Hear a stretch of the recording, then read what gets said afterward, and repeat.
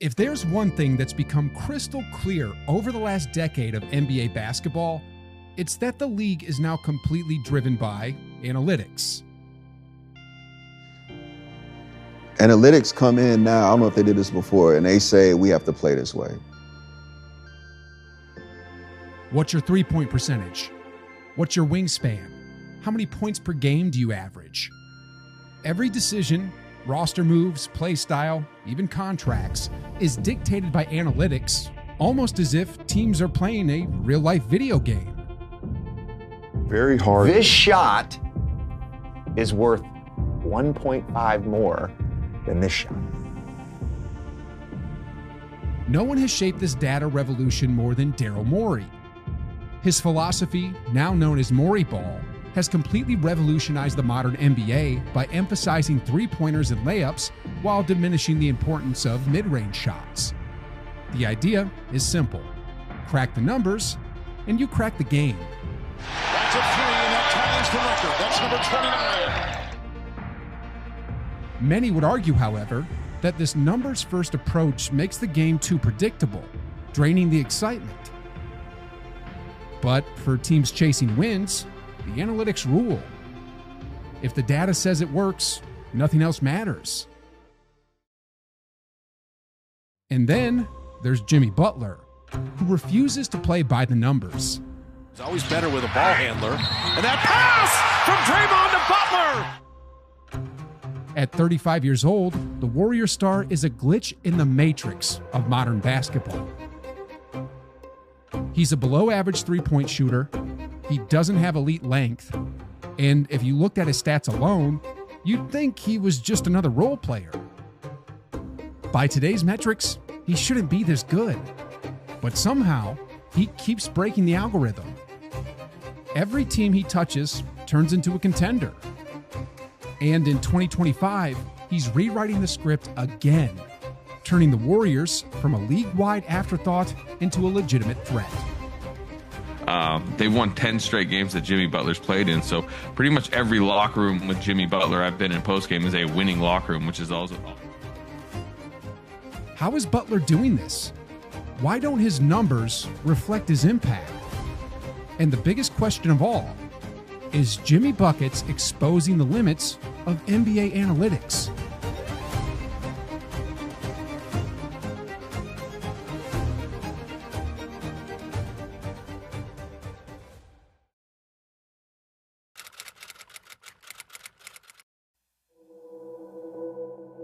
Before the 2025 trade deadline, the Warriors were in serious trouble. They were dropping game after game, Steph Curry was clearly frustrated, and the team looked like it was slowly falling apart. The Golden State Warriors 2024-25 NBA season might be over. Warriors fans online were desperately searching for answers, but nothing seemed to make sense. Some believed the Warriors needed another top 20 player next to Steph. Others thought they needed a true point guard and floor general. And then there were those who felt it was time to blow it all up and rebuild. You need to rebuild, and you need to blow it up, and you need to be drastic, whatever it is that you do, because that's the only way that you can potentially hit on something that's going to point you in the right direction. In the end, the Warriors landed Jimmy Butler, a player who, through 25 games with the Heat this season, was averaging just 17 points, 5 rebounds, and 5 assists. Numbers that wouldn't even get you into the All-Star game in today's NBA. And if that wasn't bad enough, according to 2K, Jimmy wasn't just outside the top 20. He wasn't even top 40. Jimmy Butler was ranked as just the 48th best player in the league. On paper, this team should have collapsed. But instead, the exact opposite happened. By 21. Wow. That was something else.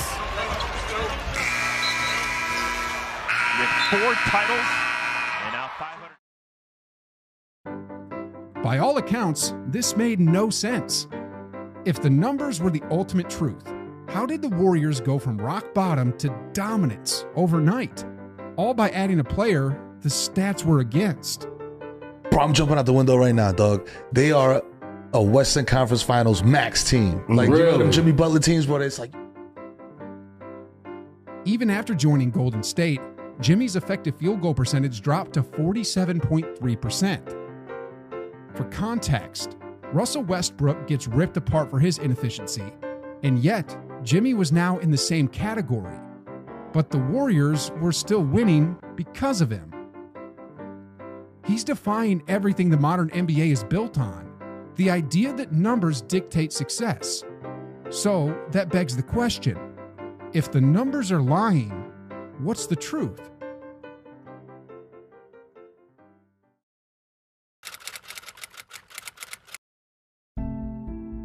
There are things in basketball that numbers will never capture. If I just told you, it might not sink in. So instead, let me show you with stories. In the 2020 NBA Finals, the Miami Heat were already huge underdogs against the Lakers. And then, in Game 3, it got even worse. They lost Bam Adebayo and Goran Dragic, their second and third best players. At that point, this wasn't just an uphill battle. It was like climbing Everest with no oxygen. But Jimmy Butler? He didn't care. He went out and dropped a 40-point triple-double without hitting a single three. And in the fourth quarter, after scoring a tough bucket on LeBron James, the guy who had been to almost every finals for a decade, Jimmy looked him dead in the eye and said, "You're in trouble." Just think about that. Short-handed, outmatched, on the biggest stage, and trash-talking one of the greatest of all time? What makes this even crazier is that Jimmy fully believed it. Jimmy, first I just wanted to clarify. It looked like you said, "You're in trouble." Is that what you said? It is what I said. Okay. In the 2023 NBA playoffs, the 8th-seeded Miami Heat went up against the 1st-seeded Milwaukee Bucks, the best regular season team in the league. And Jimmy Butler? He didn't back down for a second. He put up insane performances, completely tore them apart, and led Miami to one of the biggest upsets in NBA history, becoming just the 6th number 8 seed ever to take down a number 1 seed. And to make it even better, he looked them straight in the eye and said, "I own you." He didn't just beat the best team in the league. He trash-talked them, he embarrassed them, and made sure they knew it. Jimmy Butler isn't in the NBA to make friends. He doesn't beg for help. He doesn't actively team up with other superstars. And the reason he's been criticized, the reason he's bounced around the league, it's because not every team is built for his mentality. He brings it every single possession. And see, when I think of guys with the Mamba mentality, I need to look at guys and watch guys that play every possession, not every minute, but every second. And Jimmy falls under that category. This is the dog factor. You won't find it on a box score. You won't see it in any advanced analytics. And honestly, I don't think numbers can even quantify it. But whatever it is, Jimmy has it in spades. And yet, NBA teams look at his 17-5-5 stat line and think, nothing special. And that's why, time and time again, they let him walk. And look, I'll be real, I was guilty of this too. When Jimmy first joined the Warriors, I wasn't sure what to expect. But when the team was struggling, when the season looked like it was slipping away, Jimmy stood firm, like King Leonidas, with the belief of a warrior facing 300 against a million. Let's get it. Championship coming soon. Most superstars, maybe even all of them, wouldn't have the nerve to say that. But Jimmy, the dog in him can. Like the saying goes, life's battles don't always go to the stronger or faster man, but sooner or later, the man who wins is the man who thinks he can. And that right there, that's the dog factor.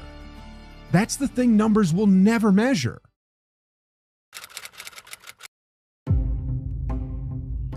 Here's a clip of Allen Iverson, an NBA superstar from over 2 decades ago, responding to a reporter asking if going to practice would make his teammates better.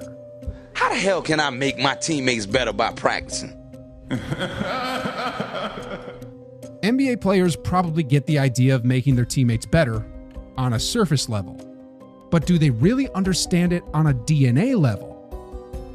Kobe Bryant had every move on offense and was a lockdown defender. But even he admitted there was one more level to his game. Not a skill, not better footwork, but making his teammates better. Once I realized that my goal really is to be the best player I can be, and then what that means helping my teammates be the best players that they can be. And once I figured that out, then my game went to another level. It's not always an assist on the box score. It's not necessarily a +1 in the plus-minus department. But the impact? It's real. For a first-hand example, just look at Jimmy Butler's time with the Miami Heat. For the first 2 seasons, Bam Adebayo was just a decent role player, putting up mediocre numbers at best. Then in 2020, when Jimmy arrived, Bam suddenly became a double-double machine, an all-star and one of the best defensive players in the NBA. He raised the level of play around people. Yes, sir. He make you play harder. He just make you care a little bit more. Then, after Jimmy moved to Golden State, look at what happened to Steph Curry. Before Jimmy arrived, whispers of Steph slowing down were growing louder. But now, he's setting defenses on fire again. Steph from midcourt. Oh, come on! Did he ghost him on that too? The fact is, Jimmy Butler elevates his teammates. There's no stat for this, no flashy metric, nothing the NBA can measure. But the proof is in his track record. And if that's not the essence of an MVP, then what is?